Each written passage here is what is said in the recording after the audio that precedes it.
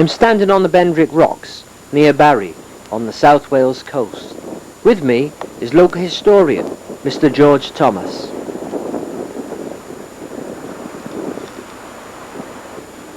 What's this here, George? Well, this is a footprint left by one of the earliest forms of dinosaurs some 200 million years ago. On these rock levels, some 400 or more footprints of this type have been found. Some have been removed for safety and for exhibition at the National Museum of Wales in Cardiff.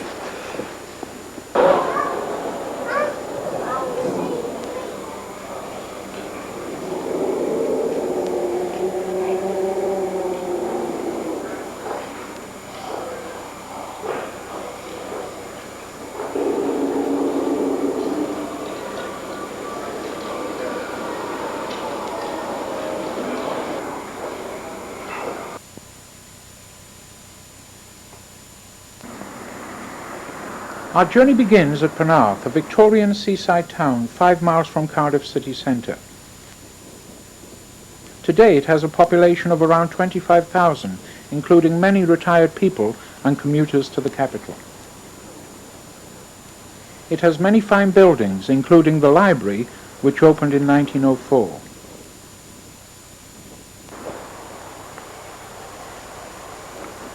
Penarth has attractive shops, some of them family-run businesses, catering for both local residents and summer visitors.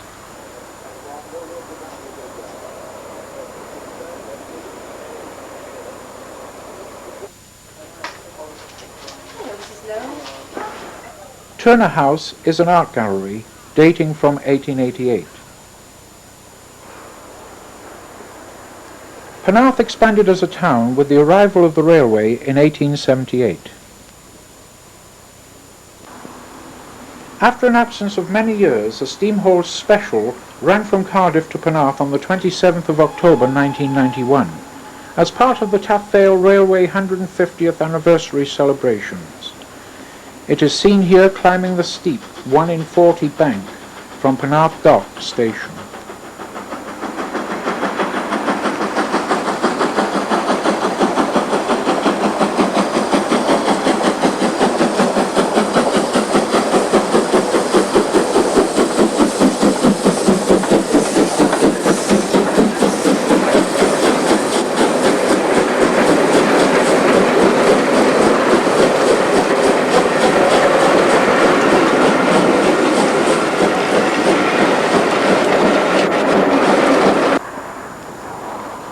Penarth Dock and Harbour Station building, built in 1859, is still standing today. It closed to traffic in 1962, and the following year Penarth Dock closed following the decline of the South Wales coal traffic. Today the area is being rejuvenated with a marina and new housing. Penarth can trace its history as a port back to the Norman Conquest, and the heyday began in 1865 with the opening of Penarth Docks. By the mid-19th century, due to worldwide demand, the collieries were producing more coal than Cardiff Docks could cope with, resulting in the expansion of the other South Wales ports. Penarth Docks earned the reputation as being the fastest loading coal port in the world.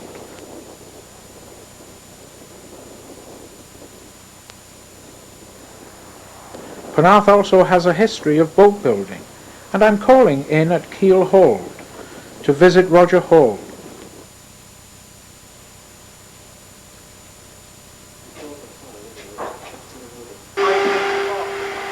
Roger is a keen sailor, folk singer, and runs his own business, restoring and rebuilding boats the traditional way. What makes Roger so unique is that he is blind.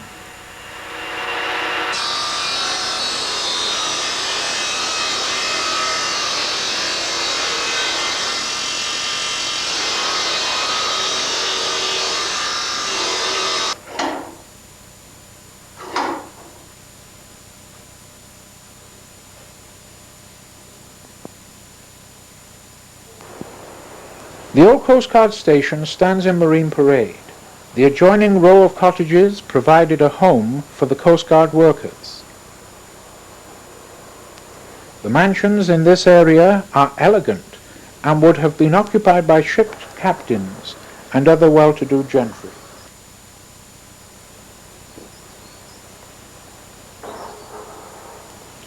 St. Augustine's Church, with its 90-foot tower, was built in 1866 and replaced an earlier building which dated back to the 12th century. It was designed by William Butterfield, the architect of Keble College, Oxford. In 1903, a large congregation of Welsh choirs gave a heavenly send-off to Dr. Joseph Parry, organist at nearby Christ Church and composer of Aberystwyth and the famous Myfanwy. Alexandra Park opened in 1902 on land given to the town by the Earl of Plymouth, who owned a large proportion of Penarth. It was named after the Queen of the reigning monarch, King Edward VII, and the flower beds provide a colourful display in spring. The War Memorial commemorates the town's fatalities in 2 world wars. The present bandstand has replaced the original structure.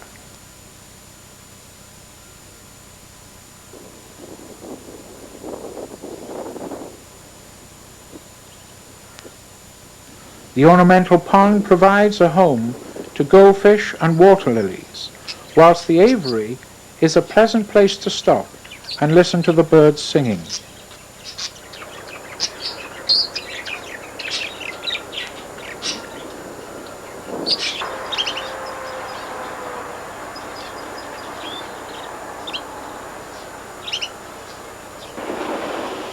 Out in the channel are the 2 home islands.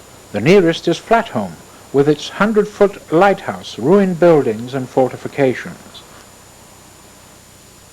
The cliffs on the nature reserve of Steepholm rise to 250 feet. On the promenade is the lifeboat house, ice cream parlours and restaurants.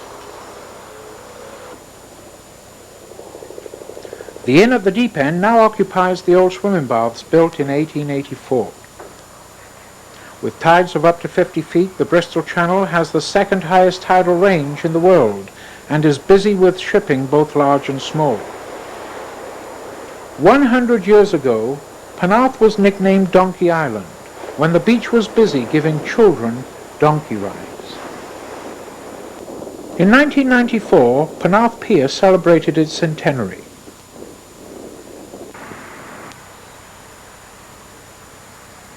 The pavilion was built in 1926, at the same time as the new promenade.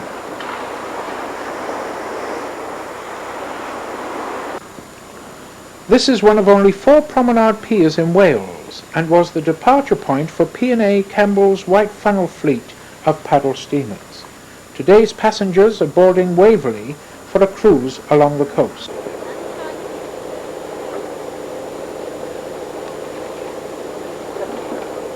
There's always one passenger we have to wait for.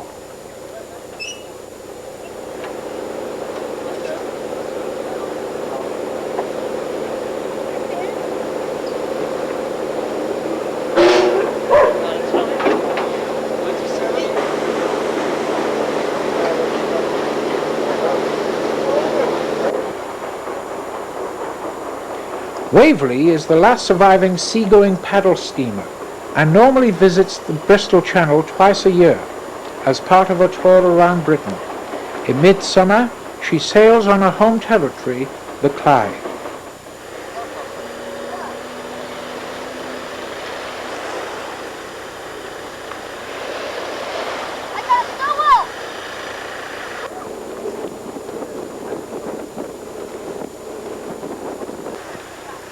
Her visits bring back memories of the Glengar, Glenusk, Glenavon, Ravenswood and Westward Ho. The last paddle steamers, the Bristol Queen and the Cardiff Queen, were sadly scrapped during the 1960s. The passengers on deck are braving the westerly wind. You wouldn't think it was June.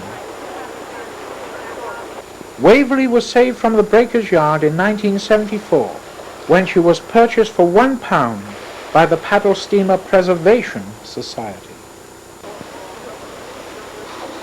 The only modernization has been the conversion from coal to oil burning in 1957.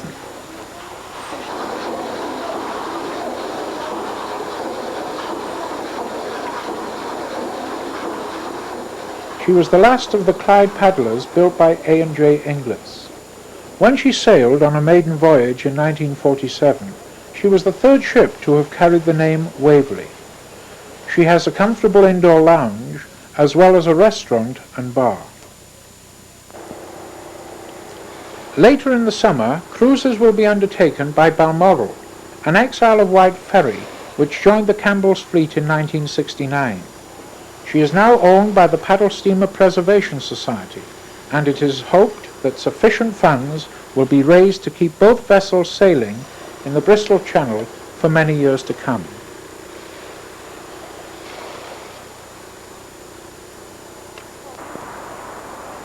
Whilst the passengers on Waverley will be viewing the cliffs from the sea, we're taking the slower route on foot.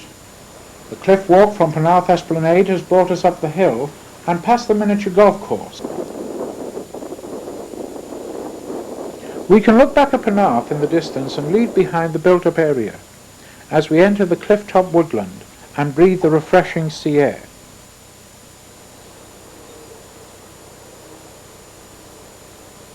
The coastline suffers from erosion, and in some places the sea intrudes at the rate of a foot a year. In spring and autumn, this is a good place to observe migratory birds. Rare sightings include Arctic skua, waxwing, shearwater, and red-backed shrike.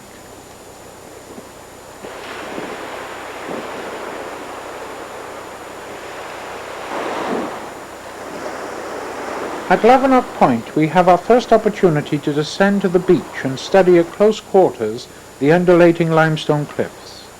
In places, blue lias limestone is found at sea level.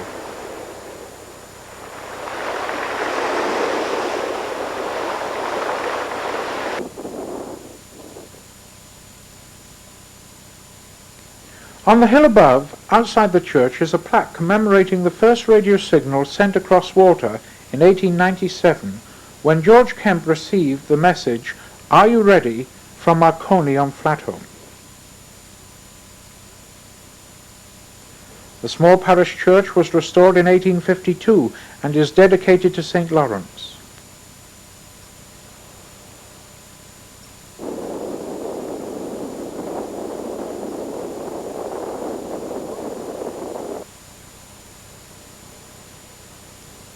Further along the cliff path is a Second World War anti-aircraft gun emplacement battery. Air raids were common in the Bristol Channel in view of the importance of the ports, and the cities of Bristol and Swansea in particular suffered badly during the Blitz.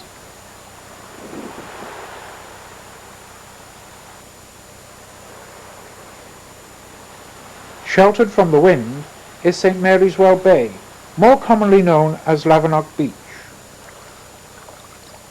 Unfortunately, it's not as sandy as it was when I was a boy, and certainly not as busy, although it is popular with the residents of several caravan parks situated nearby.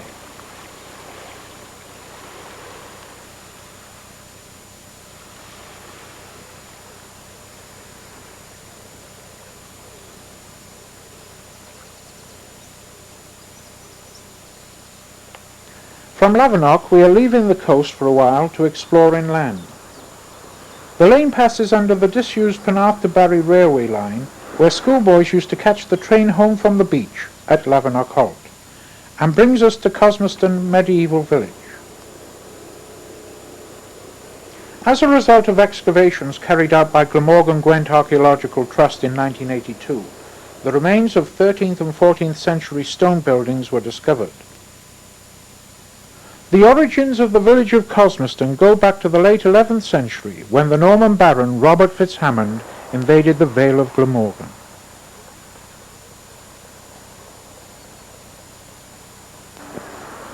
Reconstruction of the village has taken place using worked limestone and timber to present the visitor with a picture of peasant life in medieval Wales.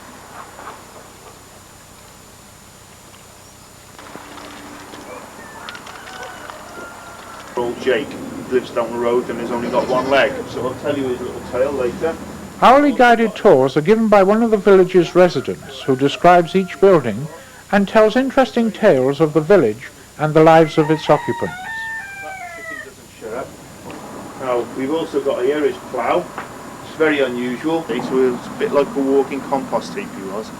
And you can see the compost is spread over there into the corner. You see over there, then spread onto the vegetable gardens. Because you don't think of what helps them to grow when you're eating the vegetables. No, that's the modern English game. Very tiny. And the hare and the deer. The inside of each cottage has been furnished to show us what the living conditions were like for the peasant folk in these very harsh times. The wild pigs and the wolves. Offenders were punished in the stocks.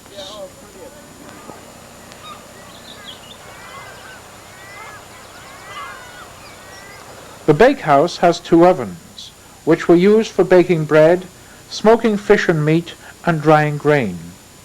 In the mid-14th century, the Black Death wiped out large sections of the population. Cosmoston undoubtedly suffered. Decline set in, and the buildings fell into disrepair.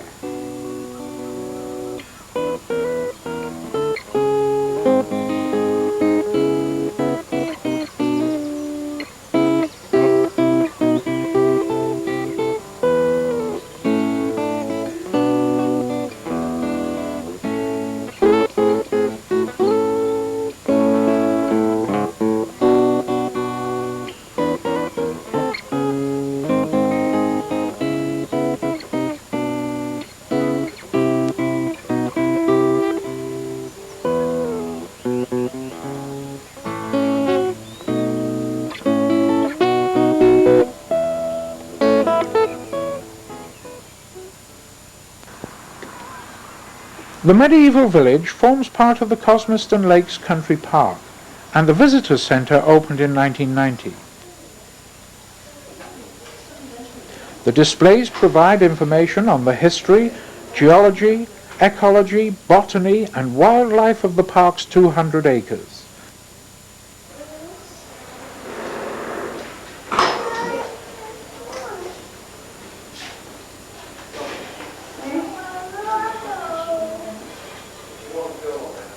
Admission is free, and a small cafeteria provides food and drink for the visitor. It's hard to imagine today that what is now a country park was once a refuge tip. Until 1970, this was a limestone quarry, and when closure took place, underground streams flooded the workings, creating the 2 lakes we see today. Because of the depth of the icy cold water and hidden underwater obstructions, swimming is not permitted. Considerable landscaping has taken place to provide a pleasant environment for a walk, where you can admire the wild flowers, hear the song of the birds, and watch the graceful swans. If you're fortunate, you may even see grey squirrels or foxes.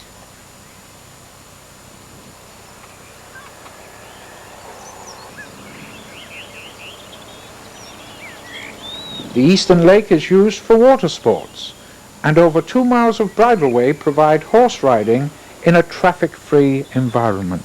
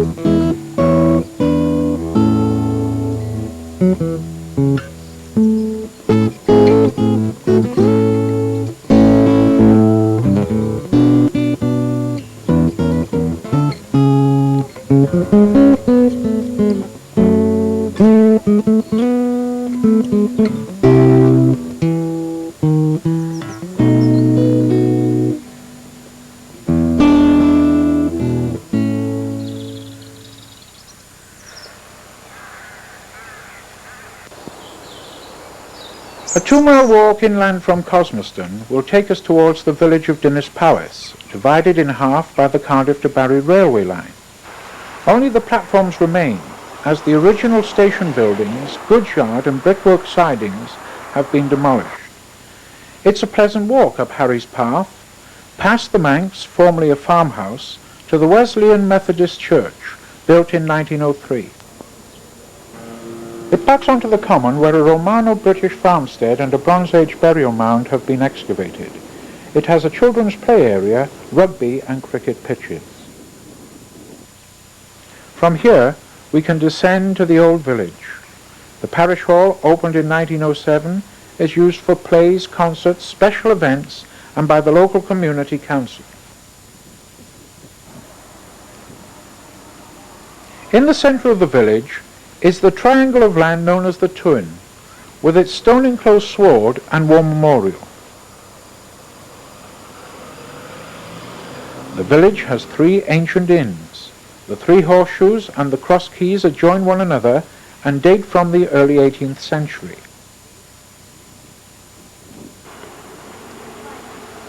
All have low timber beam ceilings inside, with the Star being the oldest building in the village, dating from around 1550.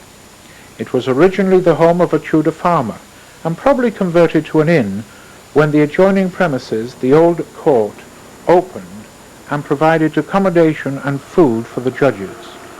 Adjoining the square are several old cottages, with the corner house being constructed of granite. The stone was used as ballast in coal ships, then sold off to builders merchants. Ebenezer Church was built in 1895 on the site of a Calvinistic Methodist chapel established over 200 years earlier. Many of the cottages date from the same period, and some would originally have had thatched roofs.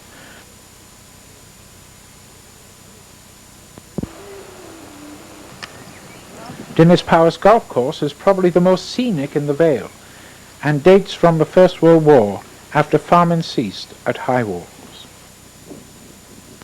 St. Peter's Parish Church was built as recently as 1930 to serve the village's expanding community. Even today, its worshippers come within the parish of St. Andrew's Major. It has seating for 320 souls, and the north aisle and tower have never been built.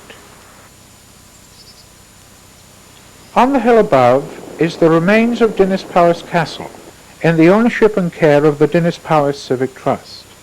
The ivy-covered curtain walls of the rectangular ward date from about 1190, and this is one of the earliest Norman stone castles built in Wales. Only the buried foundations exist of the square stone keep which stood in the northwest corner. It was the seat of the de Sumry family and captured by the Welsh on many occasions. The male line died out in 1321. The castle fell into decay and was ruinous by the mid-16th century.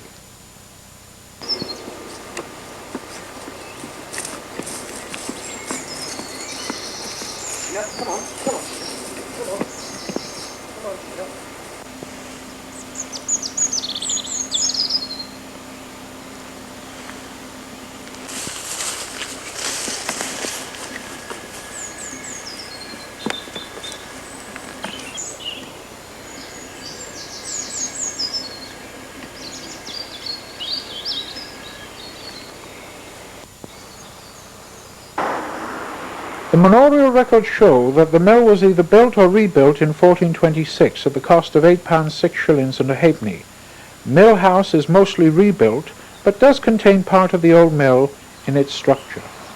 Its most famous miller was the Welsh bard Dewi Wyn o Eslyn, born here in 1820, died in 1891.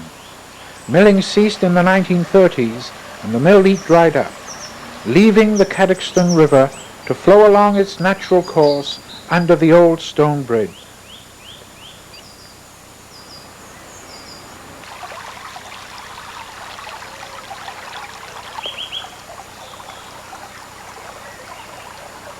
Further upstream is the remains of the sluice gate, which controlled the flow of water from the River Wear into the mill leat.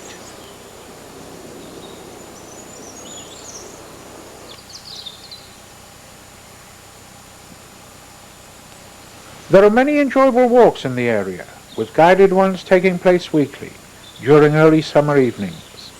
Most popular is the walk through Cwm George, named after Sir George Herbert, the 16th century landowner.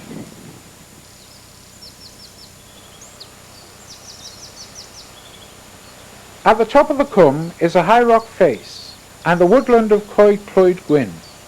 On the opposite side of the valley, it is a steep climb up to the remains of an Iron Age settlement. Professor Alcock carried out excavations in the 1950s and dated its main period of occupancy as between 500 and 750 AD. Today the banks and ditches are overgrown by trees and vegetation.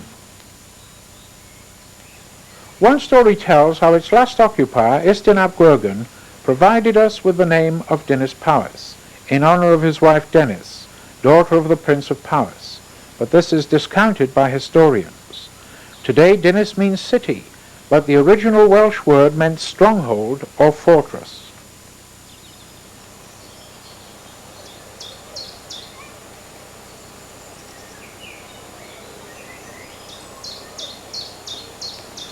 From the site we can see how commanding a position it had as we look northward toward the village of Mickleston le Pit, in Welsh Llanvi Hangel y Pwc.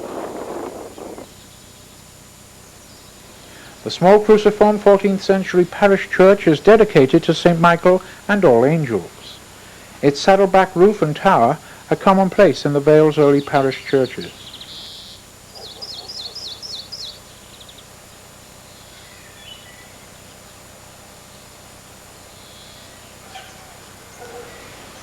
The small village has no shop or pub.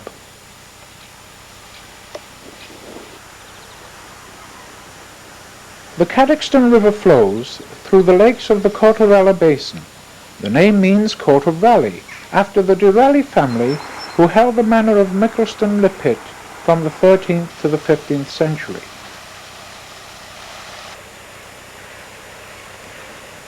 The waterfalls and lakes were once part of a large country estate. The fine Georgian manor house was unfortunately demolished in 1939. Today a public right-of-way exists alongside the lakes and through the Rinstone Valley. We must leave this quiet place and follow the lanes back to the coast. Ahead of us is the bridge carrying the trackbed of the Taffvale Railway's Cadoxton branch. A walk up the slope will take us to the site of Swanbridge Station, which opened in 1888 and closed 80 years later.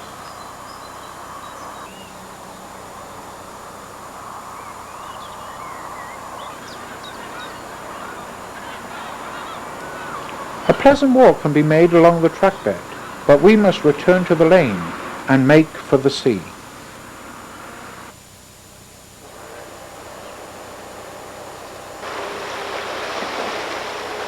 Swanbridge House stands alone on the seafront, and the adjoining farm buildings have fallen into decay.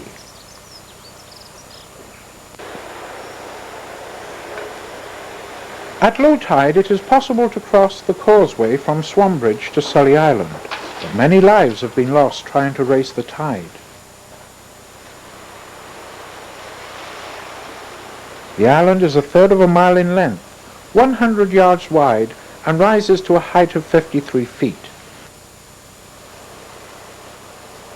Limestone quarrying on the seaward side has reduced considerably the size of the island.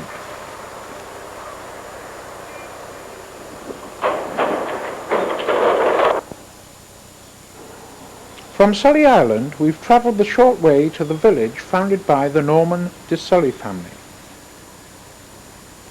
It has several interesting cottages in Cog Road and was once a popular destination for Sunday school treats.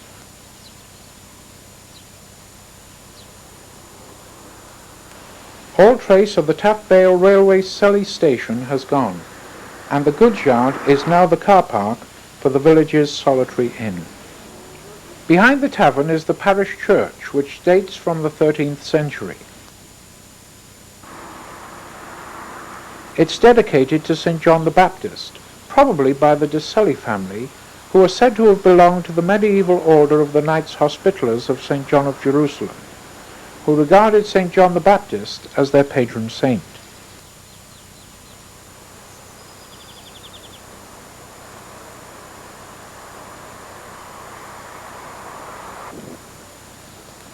On the outskirts of Barry is Cadoxton, with its present display of flowers in the park.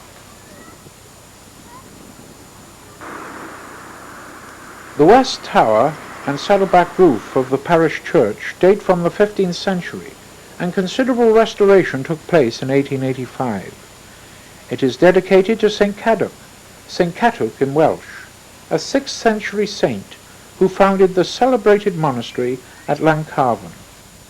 Its full title is Cadoxton Juxta, to differentiate from Cadoxton Ni, also dedicated to St. Cadwch.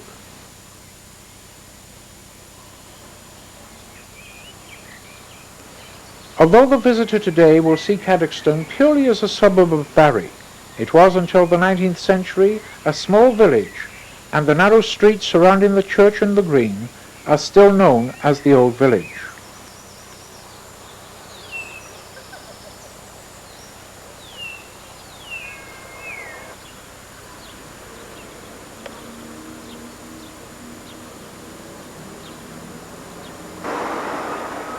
From the top of Cadoxton Hill, we can look across to Barry Docks. It's here that we learn of the industrialization of the South Wales coast. In the 19th century, Welsh steam coal was in demand all over the world to power ships and steam locomotives. The existing docks at Cardiff were congested with the volume of coal traffic, and the mine owners became annoyed at the long delays in getting their coal to the ships. They raised the necessary finance for a separate rail network to Barry and the construction of a new dock. The Act of Parliament was passed in 1884 and Barry Dock opened 5 years later. Outside the Barry Railway Company offices is a statue of David Davis, Deputy Chairman of the company. A second dock opened in 1898, and by 1901 the docks at Barry had overtaken the output of Cardiff. In 1922, the Barry Railway and docks were absorbed into the GWR. The small town of Barry expanded rapidly with the opening of the docks and railway, and saw the completion of a new town hall and library. Amy Evans, formerly Lady Superintendent of the Accident Hospital, took over a hotel in Halton Road and opened a voluntary hospital in 1898. Barry is the largest shopping centre in the Vale and caters for all the needs of its residents and visitors.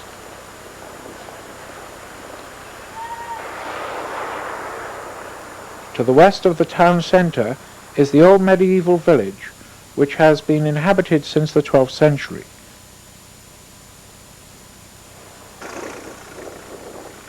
Little remains of Barry Castle, a fortified manor house. The gateway dates from the early 14th century and had a banqueting hall above. It was the seat of the de Barry family from the 12th to the 14th centuries and was subordinate to the manor of Penmark. When Isabella de Barry married John de Avney, it passed into the hands of the Lords of Sully and was ruinous by the 16th century.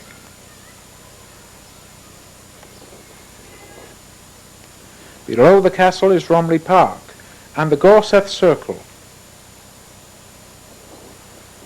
St. Nicholas Church was built in 1876 and stands on the site of the 13th century parish church. It is now used as a scout hall.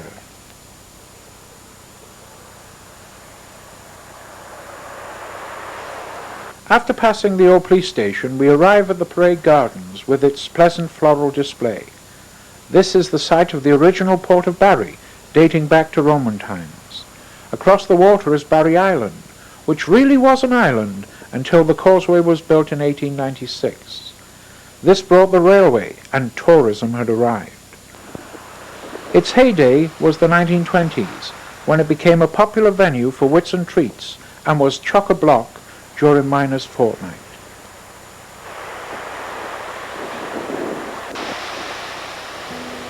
Whitmore Bay is a safe sandy beach and still popular with youngsters today. Many a parent and grandparent will remember the days when they came here with their buckets and spades and enjoyed a paddle in the sea.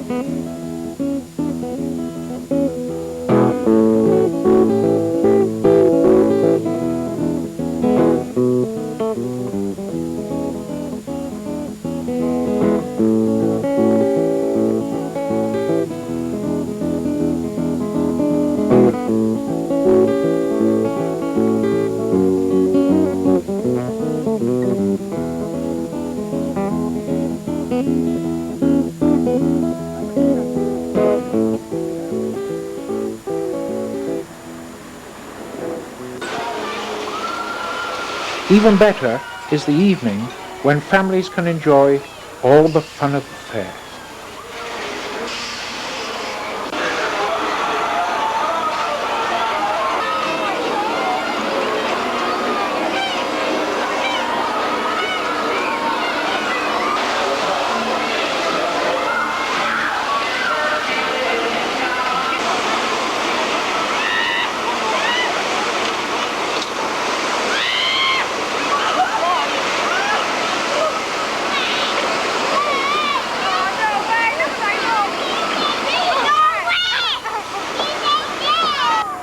On the promenade is 5538, a Great Western Railway tank engine commemorating Barry's railway heritage. At the far side of the holiday camp is Jackson's Bay, a quieter beach. Barry Pier and Harbour was once busy with pleasure steamers. Boat trips still leave here for the nearby island of Flatholm. St. Barrack's Chapel is the reputed grave of the Irish saint who drowned at Flatholm.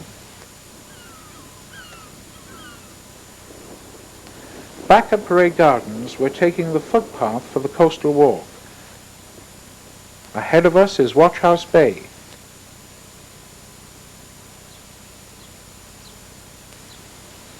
The watchtower and rocket shed were built about 1860 by the Coast Guard for storing and firing distressed rockets.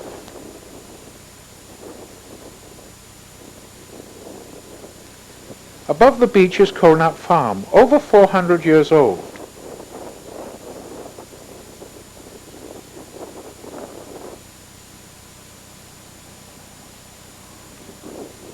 Colnap Point was a burial site during the Bronze Age. On the hilltop, it's blowing a gale. Below us is the Pebble Beach and Promenade. Colnap Boating Lake, the shape of a Welsh harp, opened in the 1920s after the council had purchased the land from the Romley estate.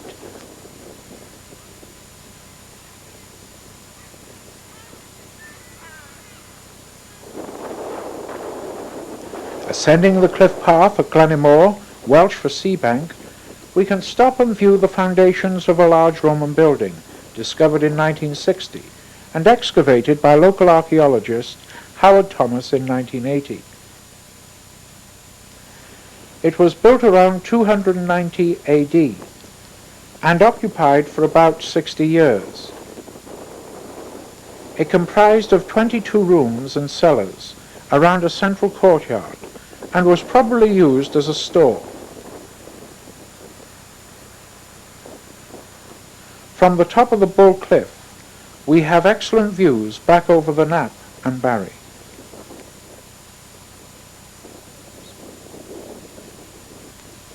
It's an enjoyable walk along the cliff path and through Cliff Wood, the first local nature reserve in Wales, to Porthcurry Country Park, also acquired by the council from the Romley estate in 1929.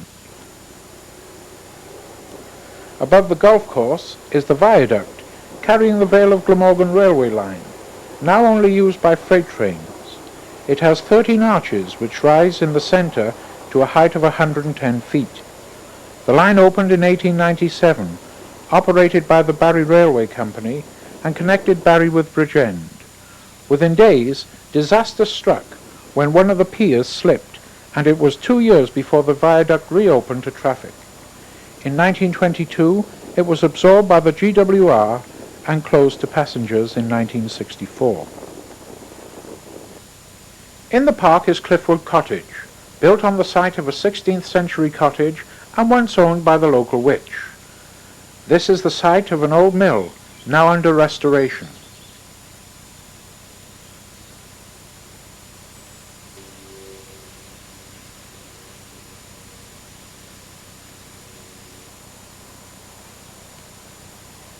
It's a pleasant walk through some of the park's 22 acres, beside the Nantalog stream, to Porthcurry Beach. Here we can see planes coming into land at Cardiff, Wales Airport.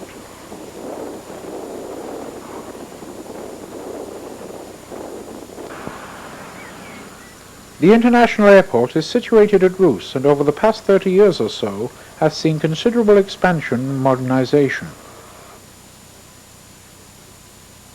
Package stores leave here for destinations all over the Mediterranean, and there are daily flights to Amsterdam, the Channel Islands, Dublin and the Isle of Man.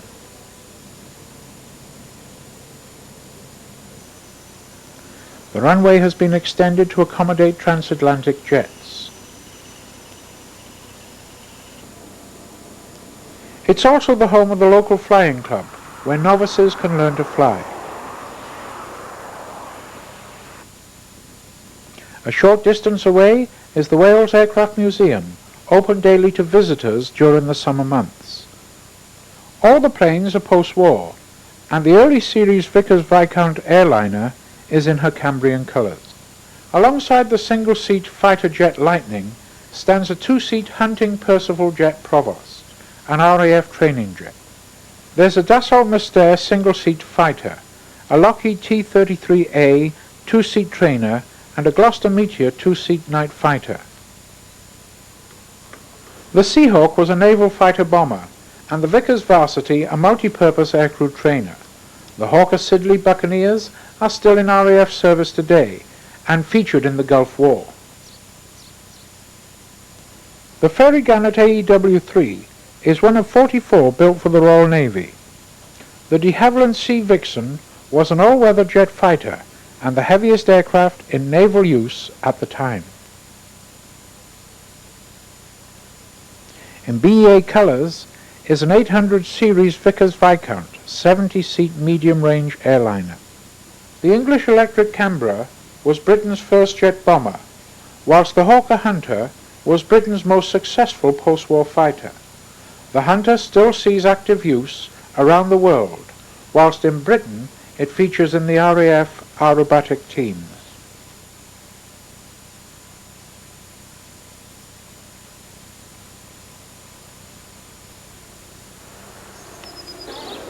Between the airport and the coast is Roos Village, one of the few in Wales with a surviving village pump. Some of the older cottages still have thatched roofs.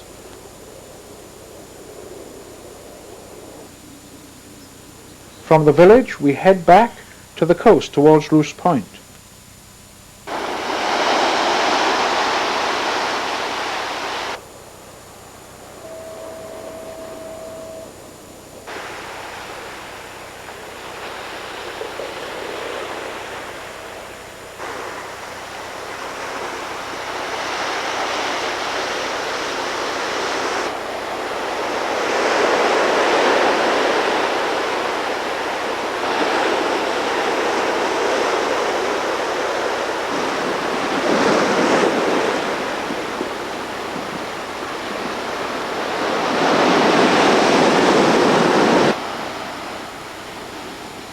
After passing limestone cliffs, sheltered coves and caravan parks, we arrive at the marshland of Fontagerry Bay, overlooking East Aberthaw Power Station.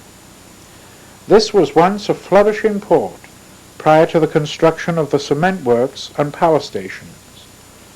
This is the last section of coastline where we will see evidence of industrialization.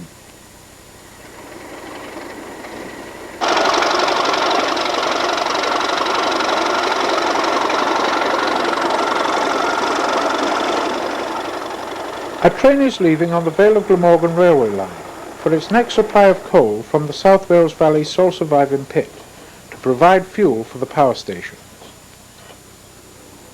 The thatch-roofed Hope and Anchor Inn is the oldest in the Vale and dates back to 1380. Across the River Thor is Gileston, the commencement place for the Glamorgan Heritage Coast Walk, designated a conservation area in the 1970s. Fishermen enjoy their relaxation on the rocks of Limpert Bay.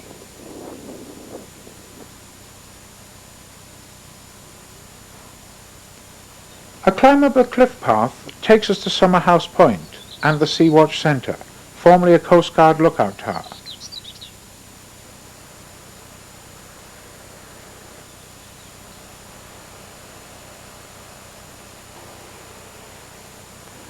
A Celtic hill fort stood nearby, and the remains we see today are of an octagonal summer house built about 1730, where the Sayes family used to enjoy their picnics. Adjoining it is the caretaker's cottage.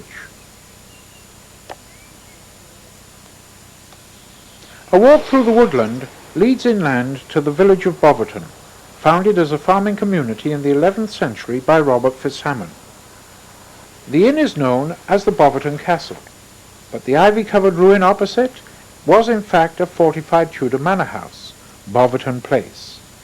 It was the residence of the Sayes family and dates from around 1540 and had stabling for 60 horses. Queen Elizabeth I appointed Roger Sayes the Attorney General for Wales.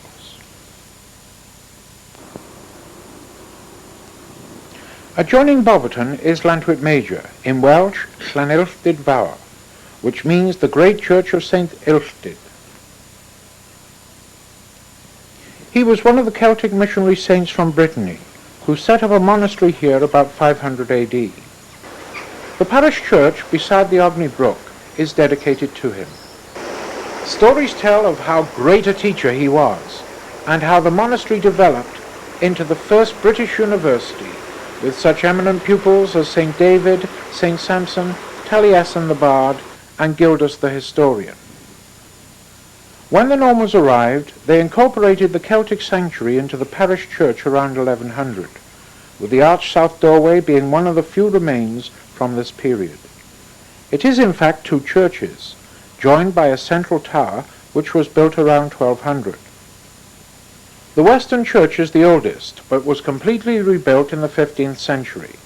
The eastern, or new church, dates from the late 13th century. The roof has been raised on a number of occasions, with the last restoration work undertaken in 1905.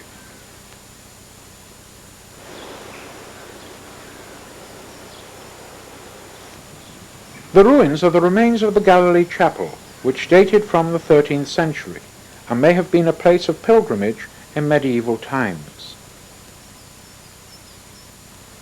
The Raglan Chantry, built around 1480, known as the Ladies' Chapel, fell into ruin after the dissolution of the monasteries.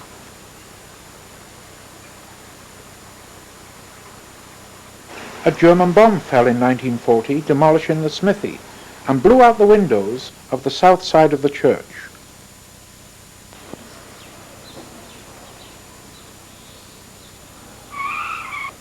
Llantwit Major has several old 15th century inns. The White Hart may have been used as a court, whilst the Swan is said to have been a mint.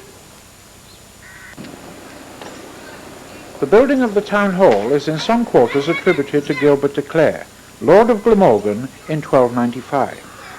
We do know that Owen Glyndwr sacked the town in 1405, and what we see today probably dates from the 15th century. The inscription on the bell in the turret reads, "St. Ilftyd, pray for us," in Latin. In the 17th and 18th centuries, it was used as a school, barn, and smithy. It was restored in the late 19th century when leased to the Oddfellows Society. This ruin is not a castle, but a three-storied Elizabethan house, Llantwit Place, dating from 1596. It was built by the Candleston lawyer Griffith Williams for his daughter and son-in-law Edmund Van. He was succeeded by his brother Edward, who became sheriff in 1612, and the house fell into disrepair about 70 years later. The great house, dating from the same period, was fortunately restored early this century and was the residence of the Nicol family.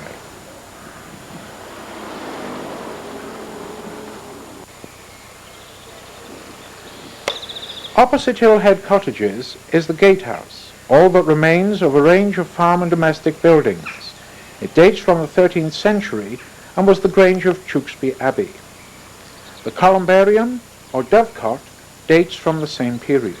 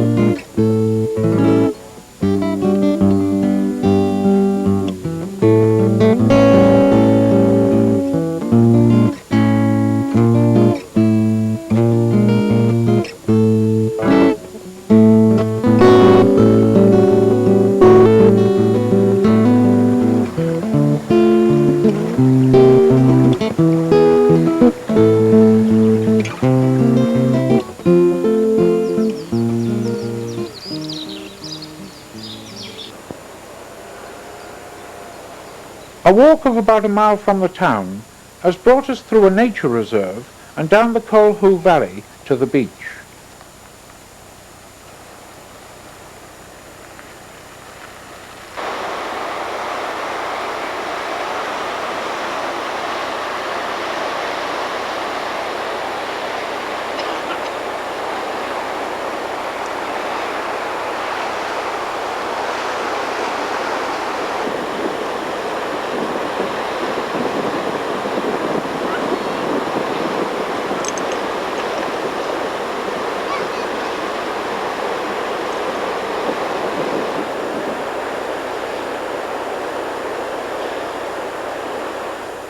Here we can rejoin the Heritage Coast Path.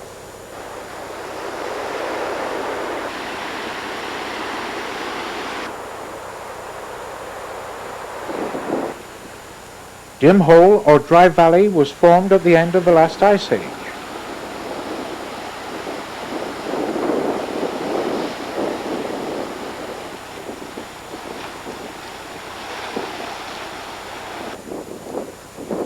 The pillbox on the hilltop dates from World War II.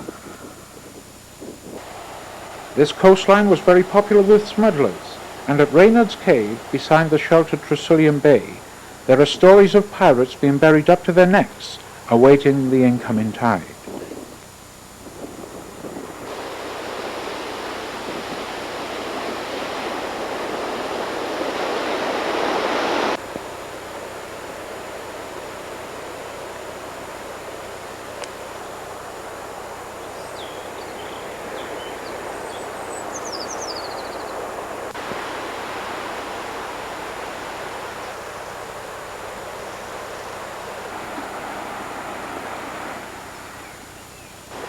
After about a mile and a half's walk from Corfu Bay, we arrive at St. Donat's.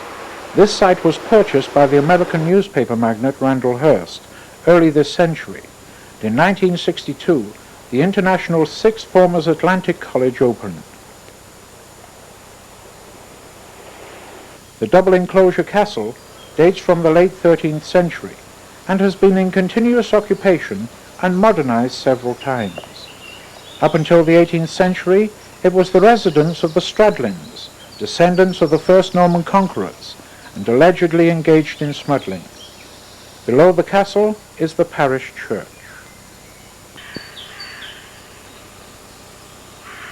It is dedicated to St. Dunwith, the Welsh translation for St. Donat, and dates from the 12th century, with 14th and 15th century additions. In the Lady Chapel are monuments and panels dedicated to members of the Stradlin family.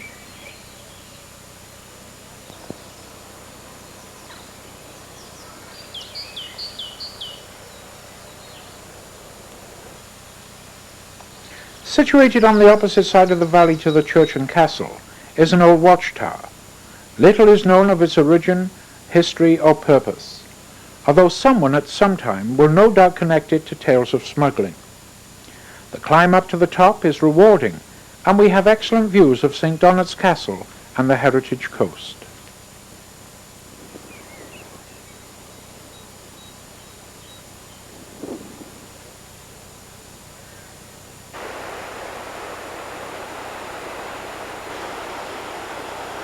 The sandbanks off Nash Point make this a perilous coastline. In 1832, the pleasure steamer Floric ran aground here with a tragic loss of 40 lives. This resulted in the construction of two lighthouses 1,000 feet apart and carefully positioned so they could be aligned by ships sailing up the channel.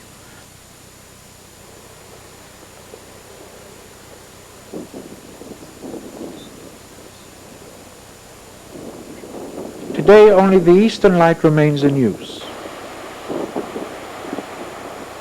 On the headland of the western side of the Macross Valley is the remains of an Iron Age hill fort.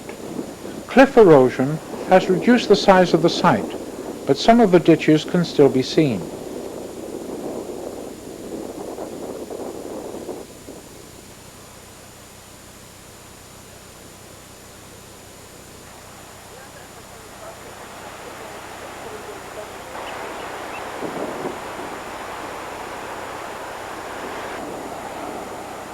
A further mile and a half's walk along the cliff top will bring us to the beach of Monk Nash.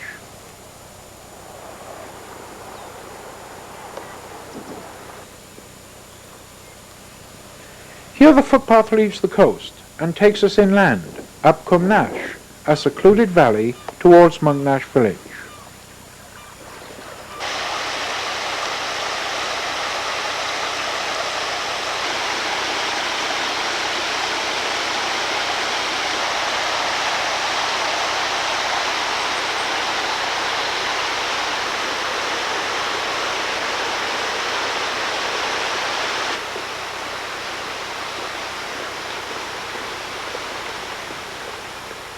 We can stop to view the remains of a grange of Neath Abbey, where the Cistercian monks farmed the fertile land. Prior to the building of the grange, the village was known as Ash, and was probably changed to its present name when the monks arrived. In Welsh it's Yrosfawr.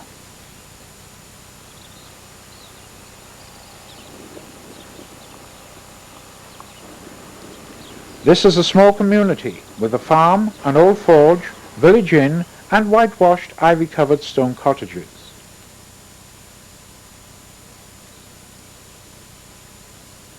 In 1983 it combined with the nearby parishes of Macross and Wick to form one benefice.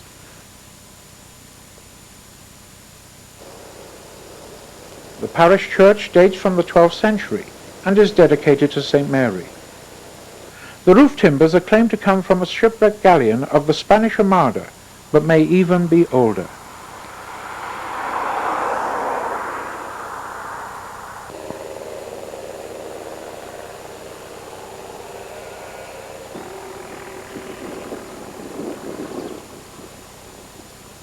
From Monknash we can return to the coast via a lane and footpath which take us through a small valley to the beach at Clyde.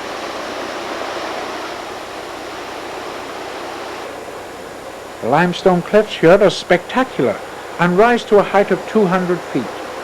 In spring and autumn, migratory birds stop to feed and rest. Early morning or late evening is a good time to come and see what you can spot. The cliffs provide a nesting place for herring gulls and fulmars. In the sheltered wooded valley, you may catch sight of a starling, robin, redwing, or green woodpecker.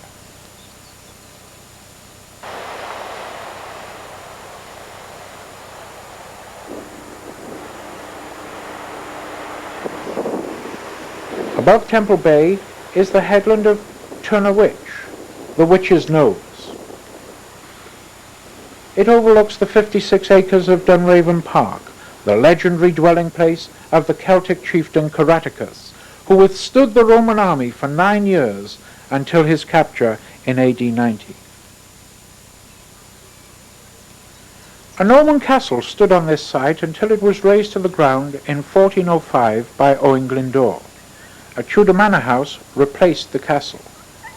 It was rebuilt as a Gothic mansion in 1803 by the Wyndham family and demolished in 1963. The gardens and parkland have free access to the public.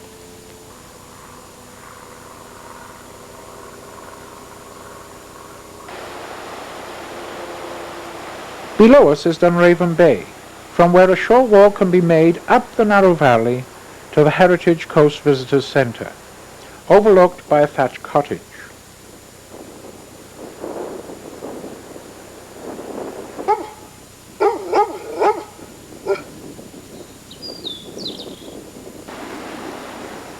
The coast path continues along the Severn Down Cliffs, of particular interest to the geologist, with horizontal layers of Liassic limestone overlying the much older Carboniferous limestone. Visitors, however, should take considerable care not to go too close to the cliff edge.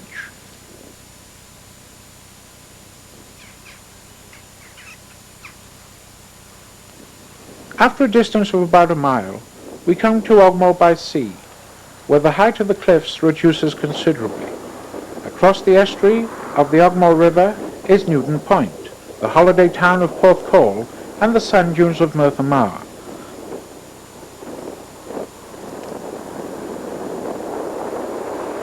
The Heritage Coast Path follows the eastern bank of the river.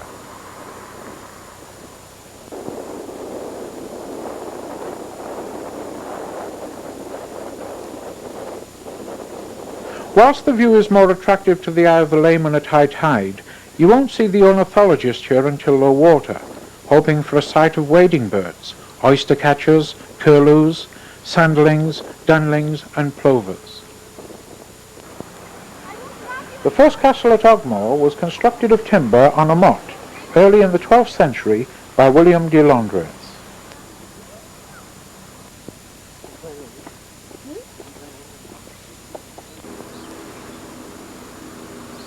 The rectangular 3-story stone keep adjoining the gatehouse was built later in the century. The curtain walls date from the early 13th century. This was one of 3 castles built by the Normans in the flat fertile lands of the Western Vale. The other 2 strongholds are at Coity and Newcastle Bridgend, which we will visit later.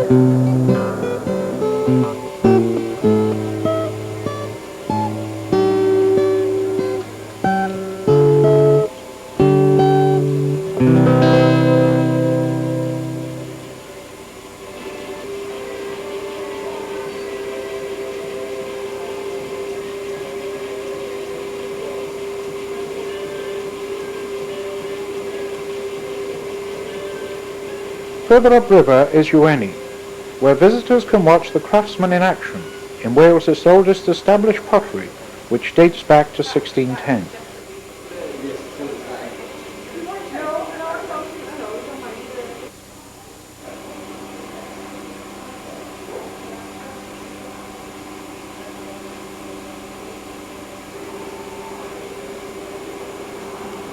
The completed articles are offered for sale in the shop, and there is a time to relax outside the tea room before a walk down the leafy lane takes us to Ueni Priory. The walls give it the appearance of a Norman castle, and it was a Norman nobleman, Maurice de Londres, who founded the priory with its great north gate in 1141. He was the son of William de Londres, who built the first castle at Ogmore. It came under the Abbey of Gloucester at Franklemoy, and was a Benedictine foundation, with an abbot and up to 15 monks. Why was it that such a large site was built for so small a band of occupants? One theory is that it became a safe resting place for the monks' horses whenever Welsh raiders came plundering through the Vale. In 1713, the estate came into the hands of the Turberville family, and restoration took place several times during the 19th century. It is today regarded as being the best fortified ecclesiastical building in Britain and one of the best in Europe.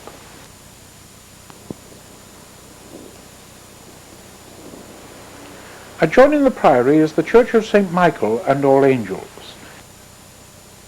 It was built at the same time as the priory and was cruciform with a nave, north aisle, central tower, 2 chapels and a presbytery.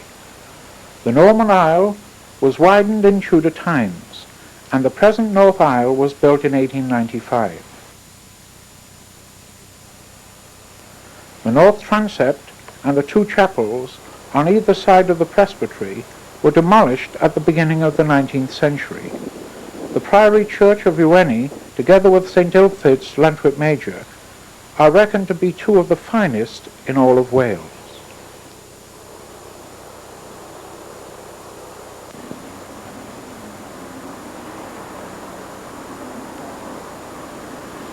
A short distance away is the town of Bridgend, with a population of around 15,000. It's escaped the heavy industries of its larger neighbours and has retained some of the atmosphere of a country town. The buildings date from the 19th century to the present day, and it has a modern shopping centre.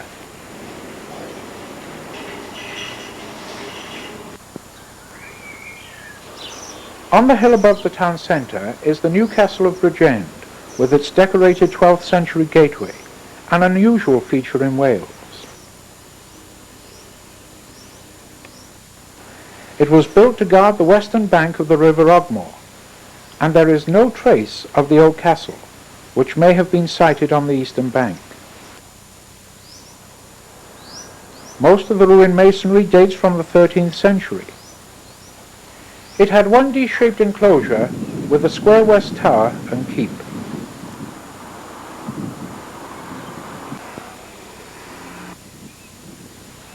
A few miles away is the far more grander Coity Castle.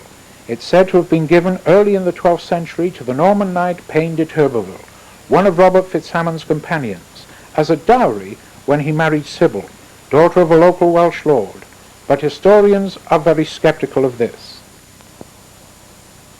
We do know that the first stone castle was built in the 13th century, probably by Sir Gilbert de Turberville, who was married to Maud, daughter of Morgan Gam, the Welsh lord of Avon. The castle was virtually rebuilt in the 14th century, and in 1404 it survived a long siege by Owain Glyndwr. Further additions took place during the Tudor period, and in 1584 it was sold to Sir Robert Sidney, who later became Earl of Leicester and deserted Coity.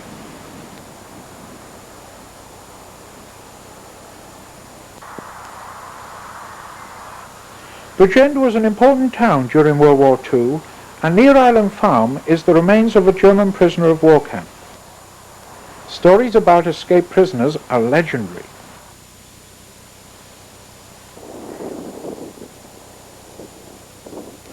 Also in Bridgend are the Brackler tunnels. These are the remains of a Second World War ammunition factory, and the railway lines where wagon loads of ammunition would have been hauled by steam locomotives are still in place today.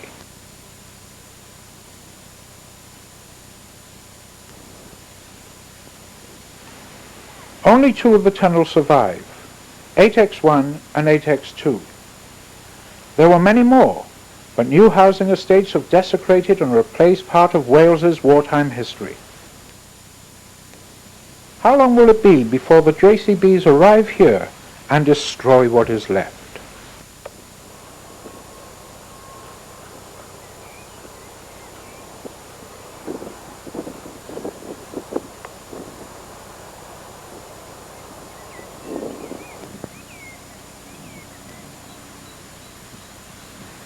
St Bride's Major is one of many picturesque villages in the Vale, and whilst time does not permit us to visit all of them, we shall be visiting some, and seek out both historical places of interest and the Vale's major attractions. The historical market town of Cowbridge is situated in the heart of the Vale, and can trace its history back to Roman times. The High Street has many fine old buildings, including the Old Hall. Adjoining the sheep market is the remains of the town wall, being one of a number of walled towns in Wales, and the only one in the Vale. It became a borough in 1254, and in 1266 Gilbert, Earl of Gloucester, Lord of the Manor, gave instructions for the walled enclosure of the town.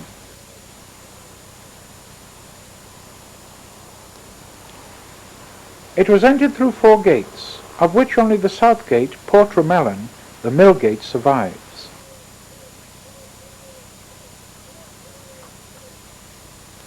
Inside the gate is the grammar school, rebuilt in 1847.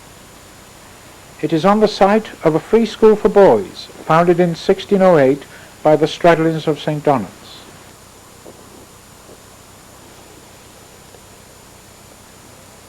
Next to the school is the parish church of the Holy Cross, dating from the 13th century. It has an unusual 14th century octagonal tower, complete with alarm and curfew bell. The south aisle is a 15th century addition.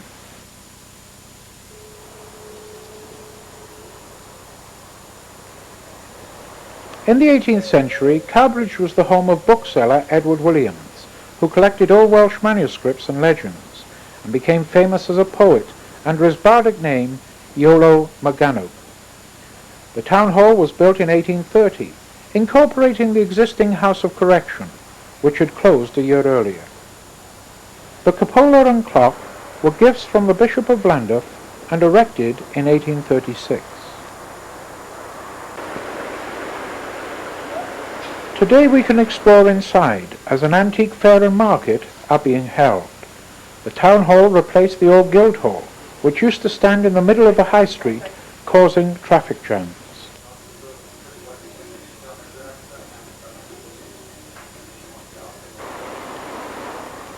The town council occupied part of the town hall, as does the museum.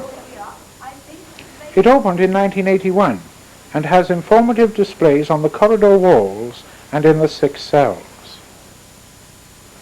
The first House of Correction opened sometime after the 1576 Act of Parliament and was rebuilt in 1806. Its occupants were transferred to the New Swansea prison in 1829, but the cells were not permanently redundant, as the police station was accommodated within the town hall from 1842 for a period of 20 years. Quarter sessions were held until 1848.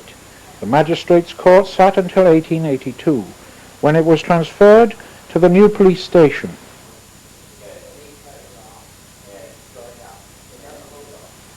As well as displaying old maps, pictures, documents, archaeological and geological finds, the museum also paints a picture of the way Vale life has changed during the past 100 years.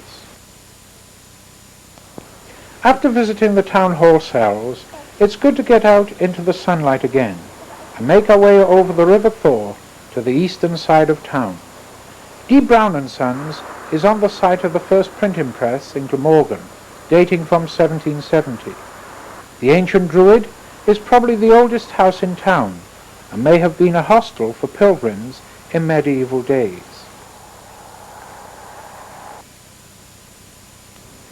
A walk south from Cowbridge has brought us to the remains of St Quintin's Castle, Llanblevion. It has an impressive 14th century gatehouse built by Gilbert de Clare the Younger, Lord of Glamorgan, who died at Bannockburn in 1314, and the castle was never completed. Further east is Llancyfion, being excavated by the Welsh Archaeological Institute.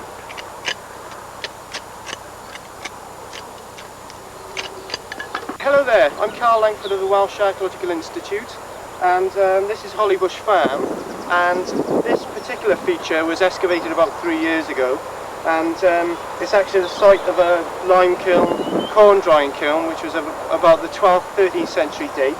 And this is one of the remains actually on this site of Llancyfion, and it was a deserted, this was actually in the middle of a deserted medieval village.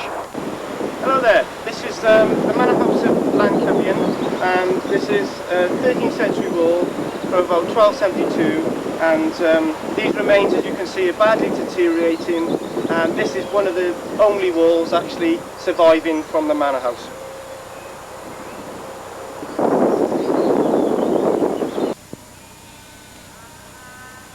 The lowlands between Cowbridge and St Athan is fertile farming land.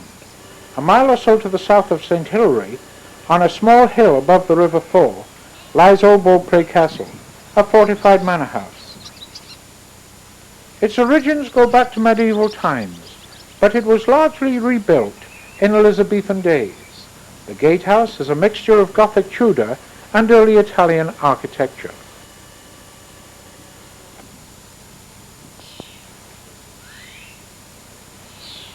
It was the home of Richard Bassett, with the finely decorated porch being added in 1600, containing Doric, Ionic and Corinthian columns.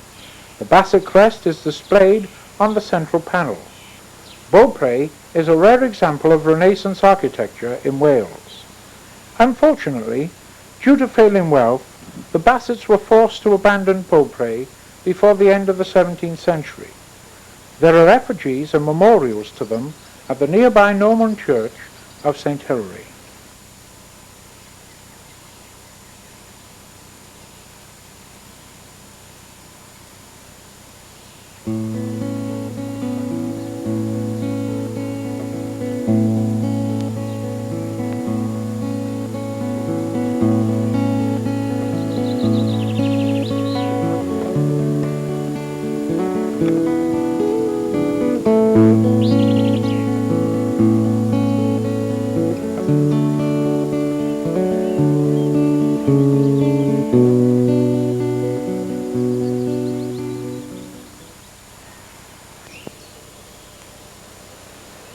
Llancarvan, on the banks of the Nantwydden, is one of the most important ecclesiastical sites in Glamorgan, with several holy wells in the valley.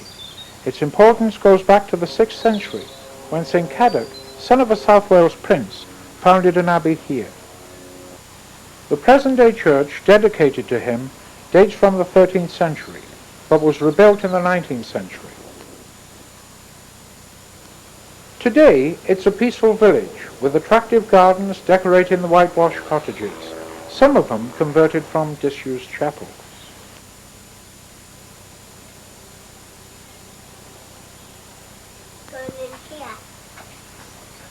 The Welsh Hawking Centre is situated alongside the 5 Mile Lane, between Barry and the A48. It occupies the site of Barry Zoo, a popular day out when I was a boy. It has over 250 birds of prey, but is more than just a bird park. Hello, fella. Hello, fella. The rabbits are the children's favourite.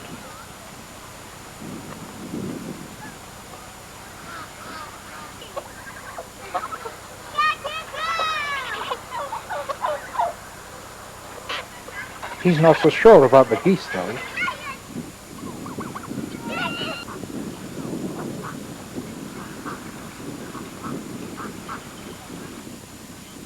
The play area is well used, and pony rides are also available.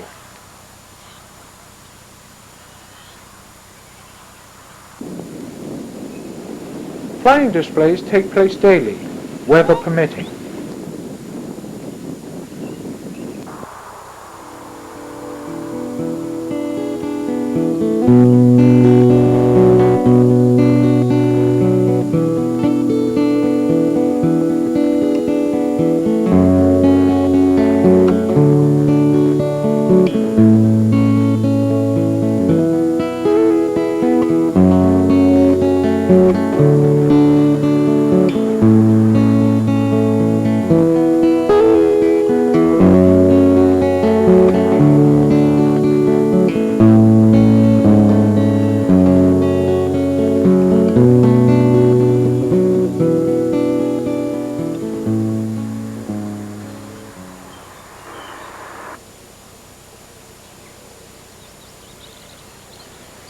A walk through farmland to the south of St. Nicholas will take us to Tinkinswood Burial Chamber. There are many Neolithic cromlechs in Wales dating from 4000 BC onwards, with Tinkinswood being erected about 2500 BC. It's one of the type known as the Cotswold Seven, after the culture based in the Cotswold Hills. It was excavated in 1914 and is one of the largest and best preserved in Wales. A second burial chamber is a short distance away at St. Lythans. This is similar to Tinkinswood, but on a much smaller scale. The long cairn has been removed, leaving the chamber exposed. Nearby is Duffling Gardens, on the site of the Manor of Malton, which dates back to the 14th century, when it came into the hands of the Button family. They held it until the 18th century, when the estate was sold to the coal merchant Thomas Price, who built a new residence to replace the manor house. In 1891, the estate was purchased by John Corey, and the present house was completed 2 years later. Above the entrance is a fine stained glass window. The house is not normally open to the public, but on special occasions such as today, when a craft fair is being held, we can venture inside. Each room on the ground floor is decorated with a different feel, and has delightful painted ceilings.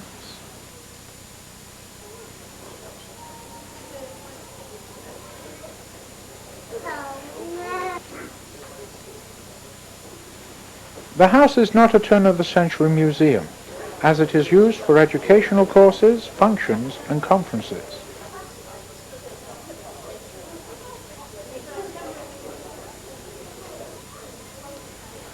It's in the care of the local authority, and luxury en-suite accommodation is available, including facilities for the disabled. I don't think we'd better nose upstairs.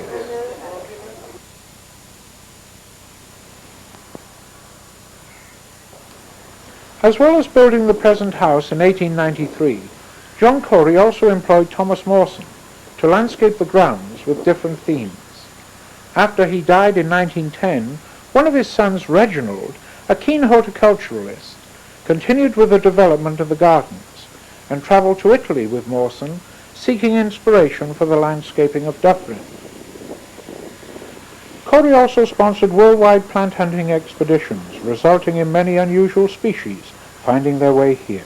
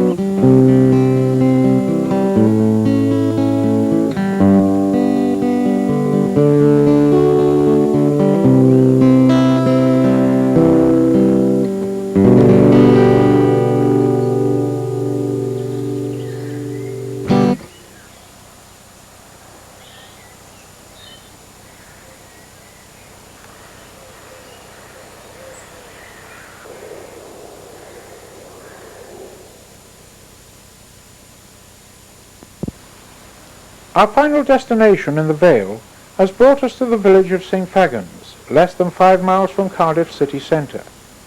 Nearby in 1648, Cromwell won the most significant battle fought in Wales during the Civil War.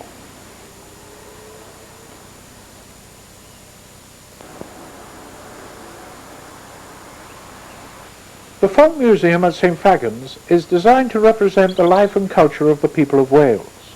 St Fagans was the home of the Earl of Plymouth until it was given in 1946 to the National Museum of Wales, who established the Folk Museum here. The Elizabethan gardens were landscaped in the 18th century with statues, fountains and flower beds portraying the quality of life held by a nobleman at that time.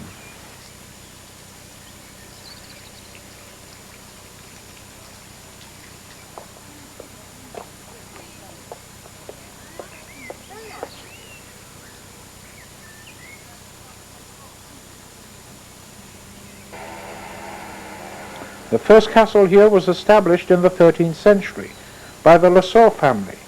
And around 1570 it was converted into an Elizabethan manor house. The Earl of Plymouth acquired the estate through marriage in 1730 to the Lewis family. Considerable restoration work was carried out to the inside of the house during the 1860s.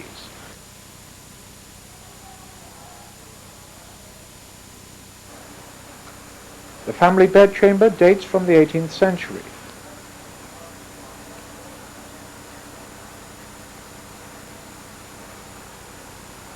The painting is thought to be of a hunt near Rupera Castle, northeast of Cardiff.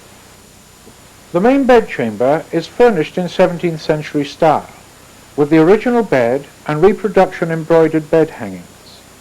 The withdrawing room, with its Flemish-made tapestries, looks the way it was around 1720. The family relaxed here for needlework, reading and listening to music.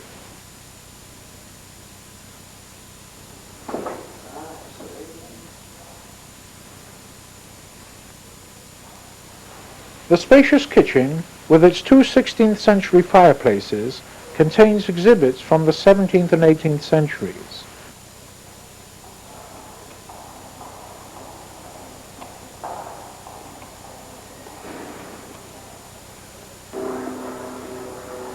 The castle workshops contain craftsmen carrying out their work in the traditional way, with the cooper's craft all but died out due to the introduction of aluminium barrels.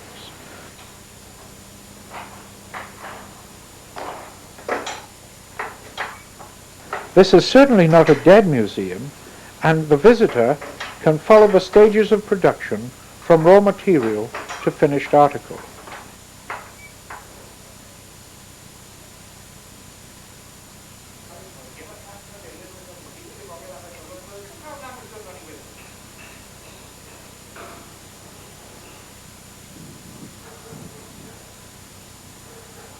Adjoining the castle yard is the coach house, with a collection of coaches from various parts of Wales and Herefordshire.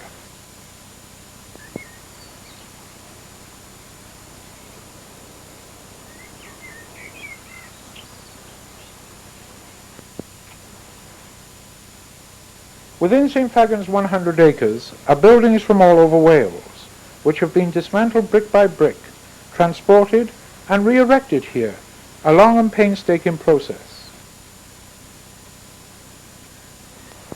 Street Lydden is a barn from Penley, on the Welsh border, dating from the mid-16th century, and used for threshing corn.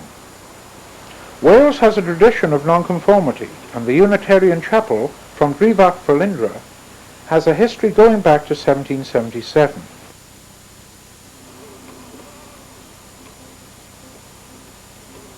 The gallery was added in the 19th century, and the tile roof replaced the original slates in 1870.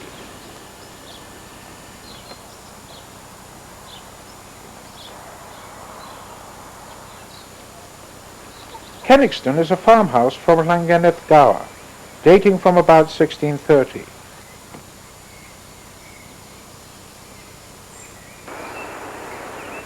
Melin Bompron is a 3-storey 19th century watermill from Cross Inn, Cardiganshire. The toll house comes from a turnpike road at Penparkow, near Aberystwyth, and dates from 1771. The payment of tolls was very unpopular and led to the Rebecca riots.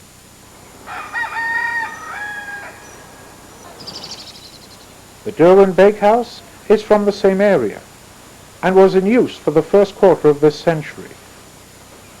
Llanfading is a 1762 moorland cottage from Ross Trevan, North Wales, with the 18th century cockpit coming from Denby.